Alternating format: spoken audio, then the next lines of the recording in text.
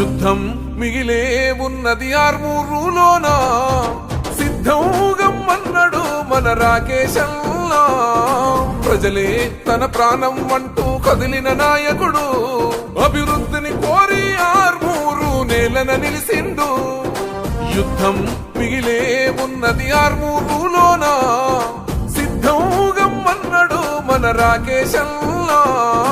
ప్రజలే తన ప్రాణం అంటూ కదిలిన నాయకుడు, అభివృద్ధిని కోరి ఆర్మూరు నేలన నిలిసిండు.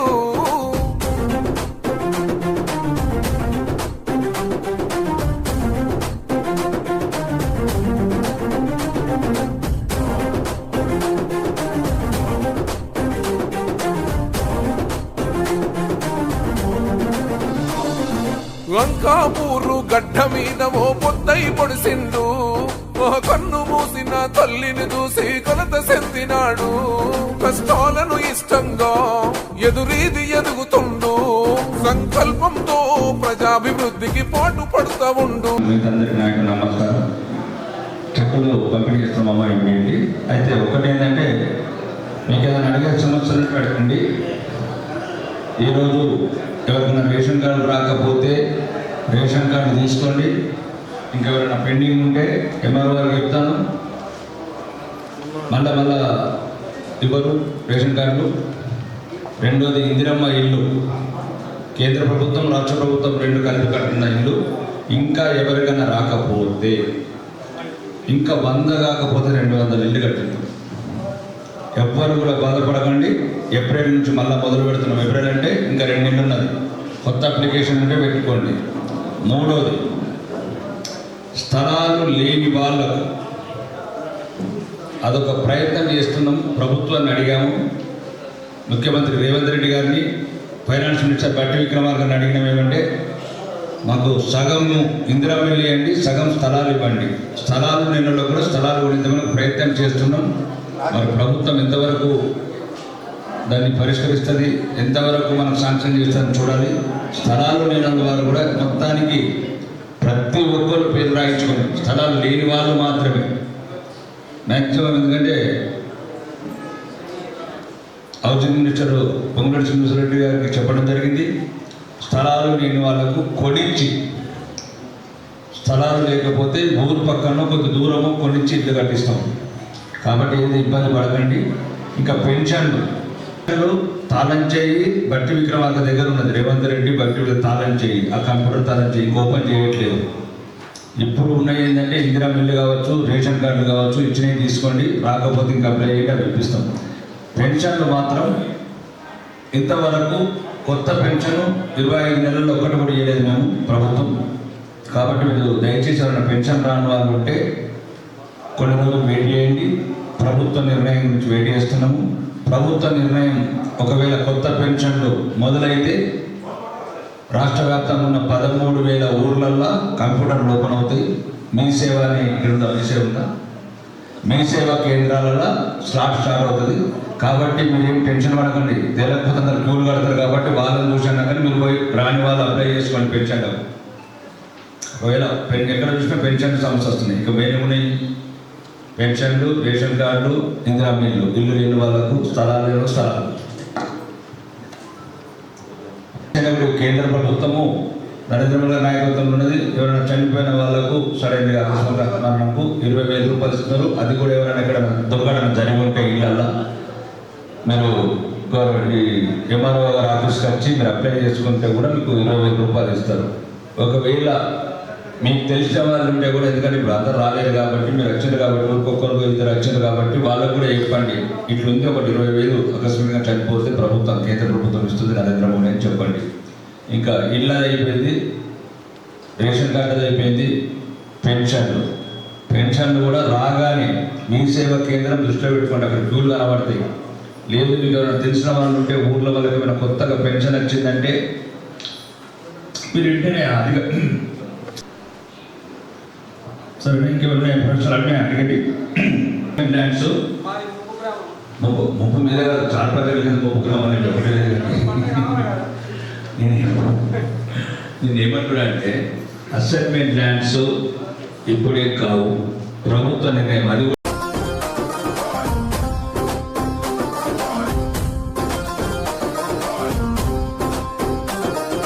యుద్ధం మిగిలే ఉన్నది ఆర్మూరులోనా సిద్ధంగమ్మన్నాడు మన రాకేశల్లా ప్రజలే తన ప్రాణం అంటూ కదిలిన నాయకుడు అభివృద్ధిని కోరి ఆర్మూరు నేలన నిలిసిండు యుద్ధం మిగిలే ఉన్నది ఆర్మూరులోనా సిద్ధంగమ్మన్నాడు మన రాకేశల్లా ప్రజలే తన ప్రాణం అంటూ కదిలిన నాయకుడు అభివృద్ధిని కోరి ఆర్మూరు నేలన నిలిసిండు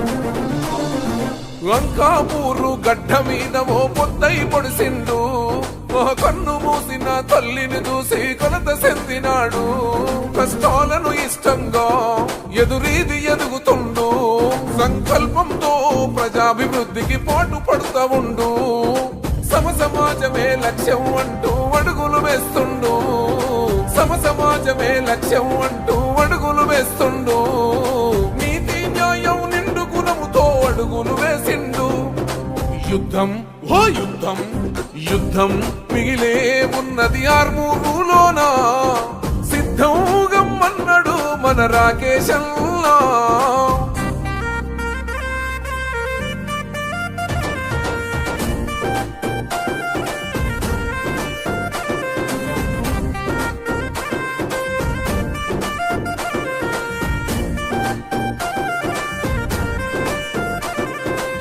ఎంత పాలన గంతం చేయగ నడుము సుట్టినాడు ఒక పేరుకున్న ఈ పెత్తనాలను గద్దెదించుతాడు అన్యాయం అనసగ ప్రజాగ్రంథు కయ్యగిసి పడ్డవాడు మన అమర వీరుల ఆశయాల సాధించగ కదిలాడు మొహకన్న నీలమ్మ రుణం దించగా భరిగీసెను నేడు పల్లెల్లో నా ప్రగతిని కోరి ప్రజలతో నిలిసిండు యుద్ధం ఓ యుద్ధం యుద్ధం మిగిలే ఉన్నది ఆర్మూరులోనా సిద్ధంగమ్మన్నాడు మన రాకేశల్లా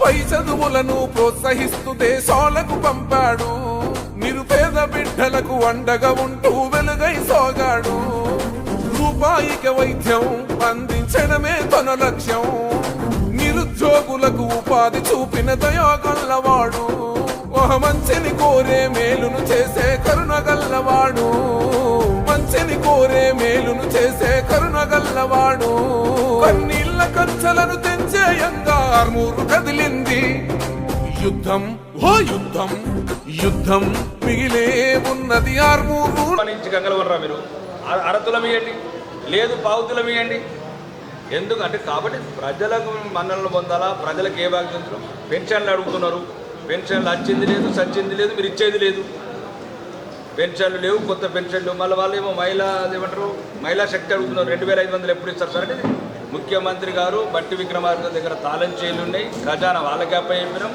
అప్పు తెచ్చేది కూడా వాళ్ళ దగ్గరనే పెట్టుకుంటున్నారు ఇద్దరు మధిరా కొడంగల్ అన్ని తీసుకుపోతున్నారు మీకు అన్యాయం చేస్తారని చెప్తున్నాం ప్రజలకు ముఖ్యమంత్రి మధ్యన నడుస్తున్న రాజకీయ పోరాటం పదవుల పోరాటం ఇంతకుముందు కాంగ్రెస్ ప్రభుత్వం ఉన్నప్పుడు ఎట్లయితే పాత బస్తీలో హిందువులను చంపించారు 1989 డిసెంబర్లో ఇప్పుడు మళ్ళీ కొత్త ఆట మొదలుపెట్టారు 1600 కోట్ల స్కామ్ ఎవరి సింగరేణి మొత్తానికి కేంద్ర ప్రభుత్వం సరెండర్ చేయాలా అది లక్షల కోట్ల అవినీతి చేసుకుంటారు వేలాది కోట్ల అవినీతి చేసుకుంటారు రాజకీయ నాయకులు మోసాలు చేస్తున్నారు ప్రజల సొమ్ము దిగమింగుతున్నారు కాబట్టి ఈ బొగ్గు స్కామ్ అనేది ప్రత్యేకంగా సిబిఐ నిన్న కూడా మా గౌరవనీయ కేంద్ర మంత్రి చెప్పారు మీరు సిబిఐకి ఇవ్వమని చెప్పాడు దూద్ కా దూద్ పానీకా పానీ కరేగా ఎవరి డబ్బా సొమ్మని ఎందుకు దోచుకుంటున్నారా మీరు అది తెలంగాణ ప్రజల హక్కు సింగరేణి బొగ్గు అంటే తెలంగాణ ప్రజల హక్కు ఎక్కడో ఒరిస్సాలోకి వెళ్ళకుండా డ్రామాలు చేస్తున్నారు దాన్ని బట్టి మంత్రుల మీద నైతిక విలువలు లేకుండా రాతలు రాయించడం కేంద్ర మంత్రి ఎందుకు ఉంటుందండి బొగ్గు సింగరేణి ఎవరి కంట్రోల్ ఉన్నది మాకేమున్నది ఇక్కడ బొగ్గు సింగరేణి ఉన్నది రాష్ట్ర ప్రభుత్వం చేతుల్లో రాష్ట్ర ప్రభుత్వం చేతుల్లో ఉంది బట్టి విక్రమార్క గారు 2 సంవత్సరాల తర్వాత గుత్తాధిపత్యం చేస్తున్నారు ముఖ్యమంత్రికి బట్టి విక్రమార్కకు వచ్చిన తగాదాలలో ఐఏఎస్ ఆఫీసర్ల మీద ఆ రకంగా వార్తలు రాయించడం గౌరవనీయ మంత్రులు 5 సార్లు గెలిచిన వాళ్ళు ఒక రాజకీయ కుటుంబాన్ని వేధించడం, ఇది ముఖ్యమంత్రి ఉప ముఖ్యమంత్రి మధ్య జరుగుతున్న అధికార మార్పిడి పోరాటం. ఇది తెలంగాణ ప్రజలకు సంబంధం లేదు. ఏదైతే సంవత్సరానికి 1600 కోట్ల స్కామ్ ఉందో దాని వెంటనే మీకు ఒకవేళ నిజాయితీ చిత్తశుద్ధి ఉంటే మీ అల్లుళ్ళ గురించి మీ కొడుకుల గురించి పోరాటం చేసుకోకపోతే వెంటనే సిబిఐ ఎంక్వైరీకి